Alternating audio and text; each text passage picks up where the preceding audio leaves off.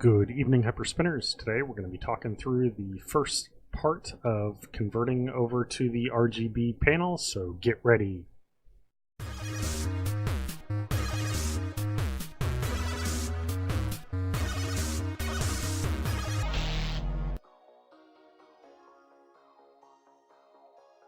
Alright, so I guess we'll do some unboxing here, since that is a thing, I guess.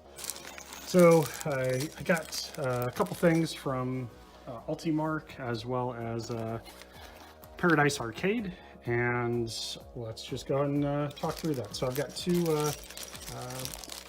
PCB like feet for some circuit boards. I've got some crimps. I needed this because I decided to go with arcade buttons from Arcade Paradise instead of Ultimarc.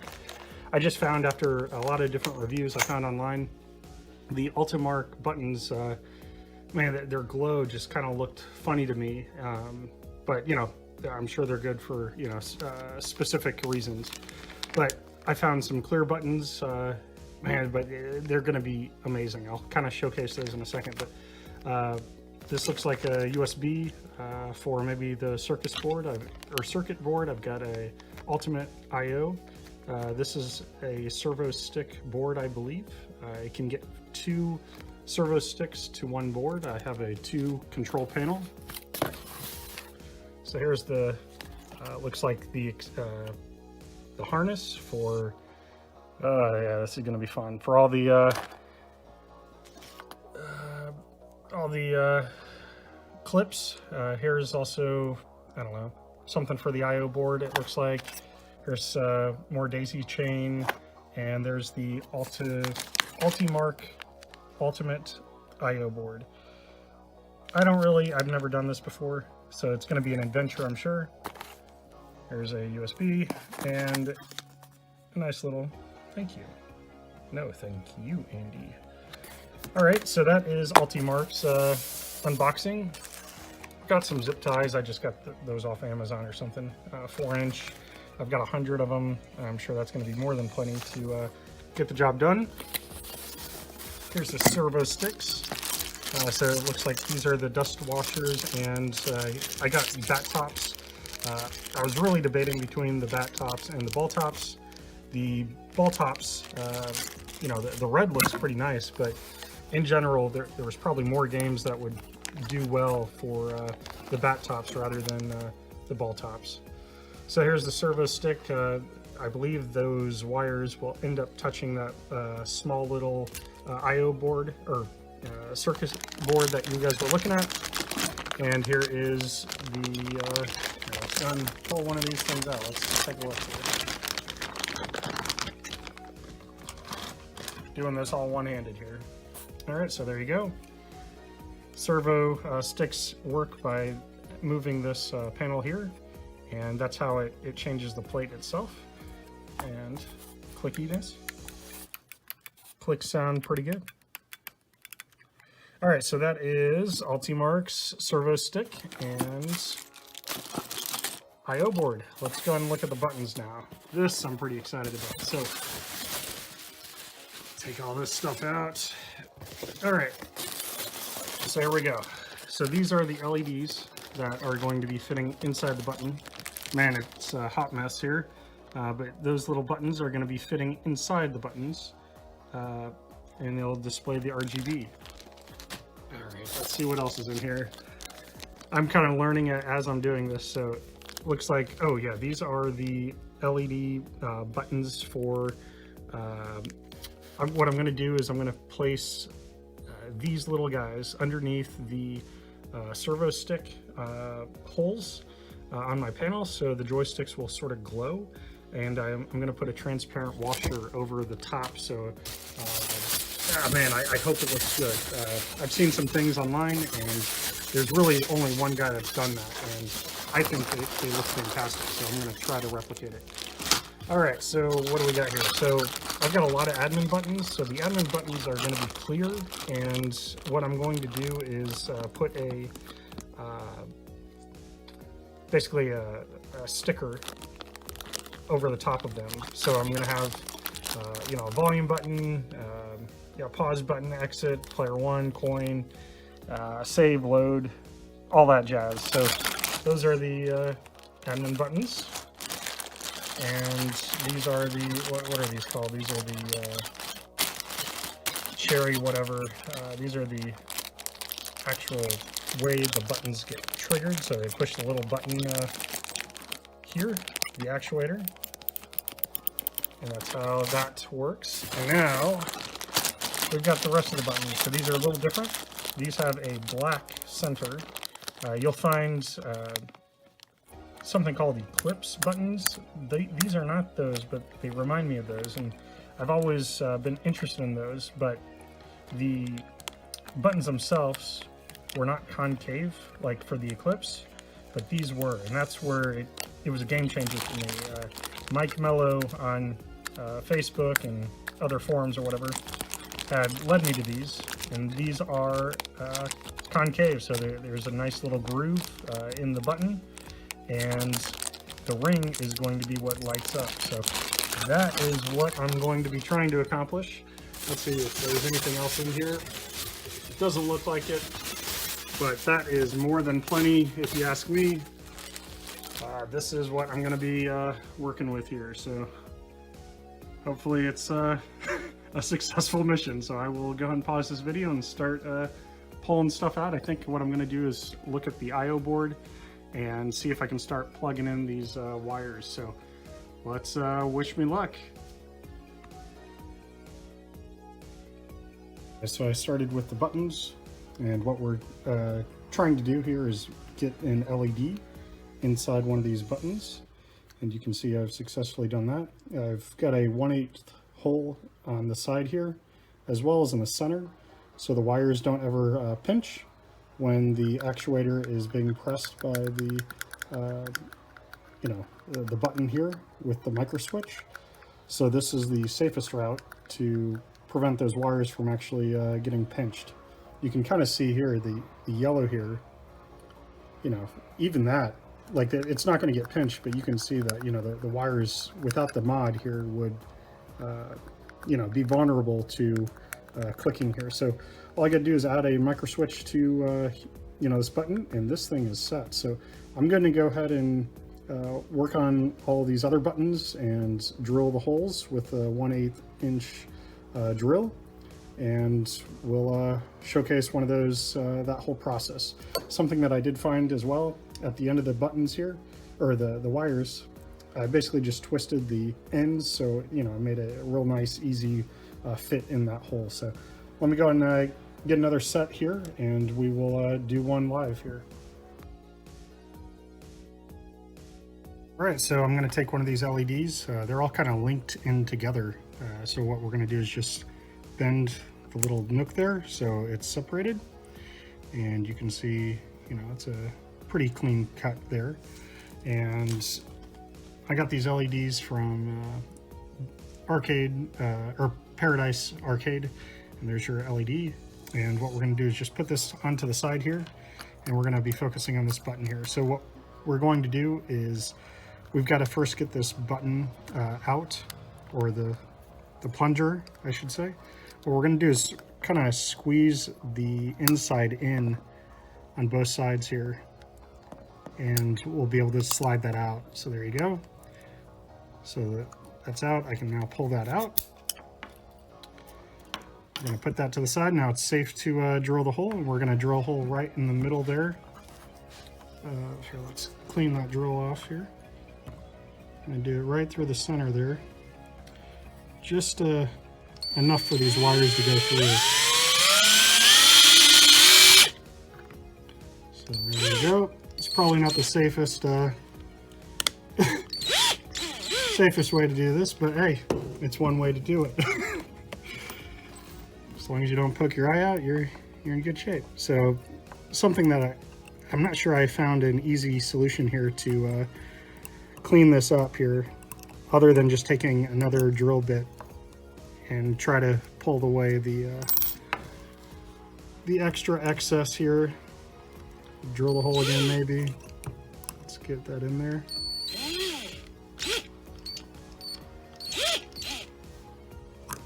Let's see here.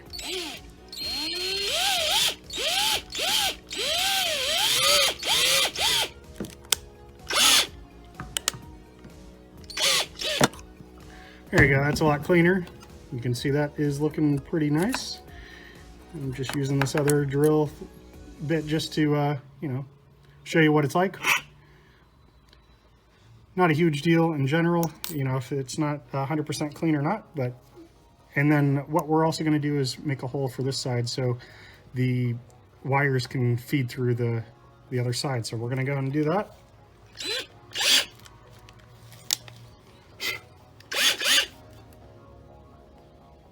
And since I'm using my bare hand, I'm going to go a little slower on this one.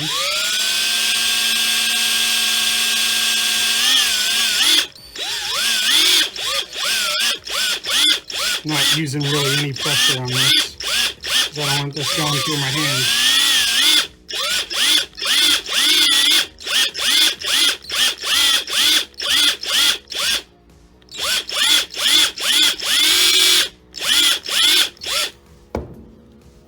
It's almost through.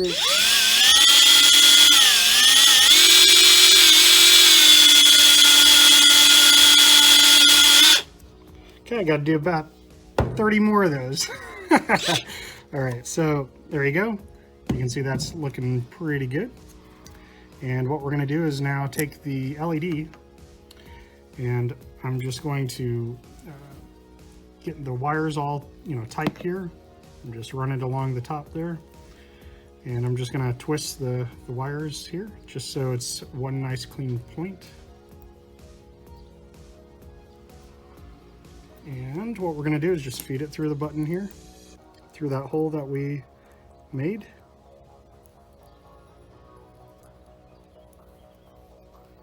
So there you go, smooth as butter there. And then we got to feed it through that wire here as well. But what I'm going to do first here is just pull the wires all the way through, and we're going to have this LED pointing down to the bottom. Notice the teeth there, we're going to line that up with the teeth at the bottom so everything is clean and flush when you are you know, putting that plunger back in. So I just use my finger to push it back down. Let's see here.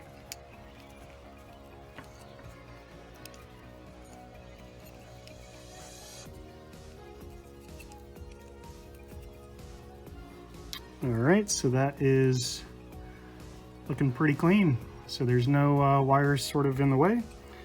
And then what we're gonna do is just feed the tip into the side there and feed it all through. So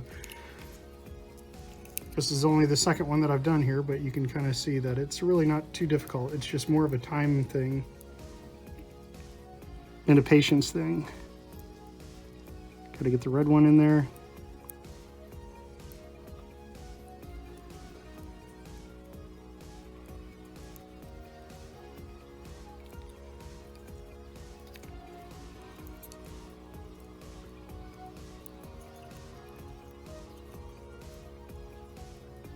I'm gonna have to retwist it here to get that in there. Got the green one, I think. Yeah, so what we're gonna do is we're just gonna twist these, the green and the red, so we can get those things fit into the side there. There we go. There's a method to every madness here. So we're just gonna feed that through, make it nice and clean.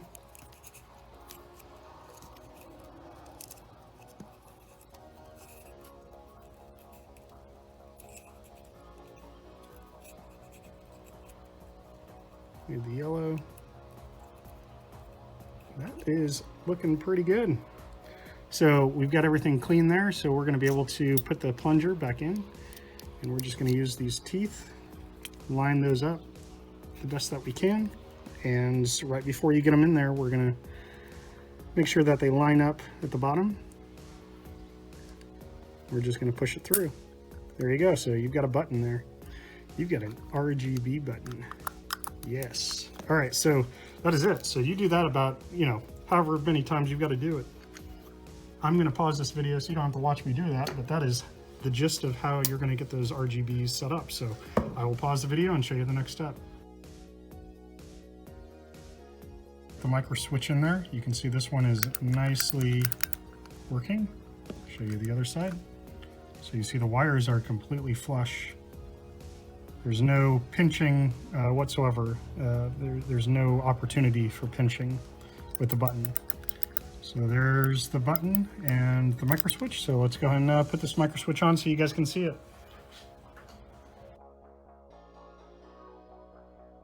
Buttons and the microswitch here. And what we want to do is get that microswitch activator here being pressed up against one of these buttons when you push the button up.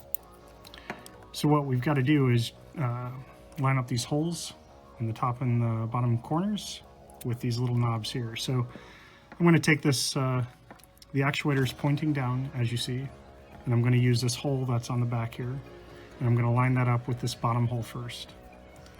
So let's go ahead and do that. So that's in, so you can see there's a nice rotation action there. And now what we got to do is just get the other side in. So you want to start at the bottom first, so it allows you to, apply a little pressure to open that top one up. And there you have it. So now you've got that sitting in nicely, and the buttons are clear of the wire. There you go. So you do that however many times you need your buttons, and you've got your RGB buttons lit up.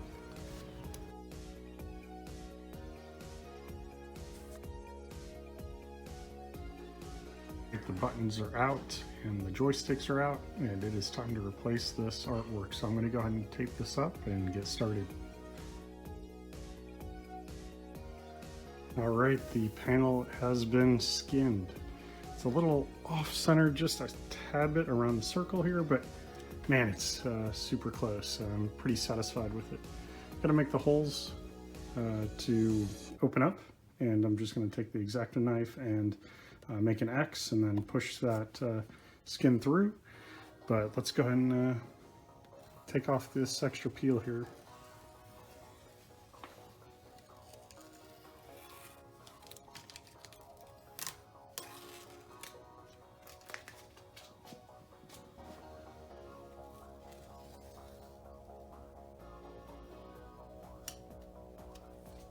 There we go. That is looking fantastic. And everything lined up pretty good. So basically I did all this in Photoshop, and it was just I've got a light underneath here so I could see that it did line up.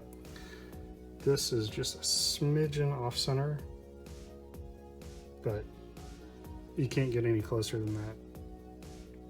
I mean, setting a sticker like this is relatively difficult, and you can see it's just a little off center. I'm okay with that. It's fine. It looks great. So I'm going to add the buttons and the joysticks next. Punching out the holes, and all I've been doing is I've just been pressing down on the circle to kind of give it an indentation, and then what I do is I just poke it. Let's see if I can line this up. I just poke it, and then I just run right around the circle there. So I start about halfway, make that circle, and then I go to the other side and go to the other side. So once I have one side free, I'm just pushing that lip out, and then I'm cutting that piece off. And that's all there is to it. Making these holes. And the buttons are going to cover any of the imperfections that might be happening, but I just fold over. You can see here, I just fold it over, and the buttons will cover that up. So on to the next step.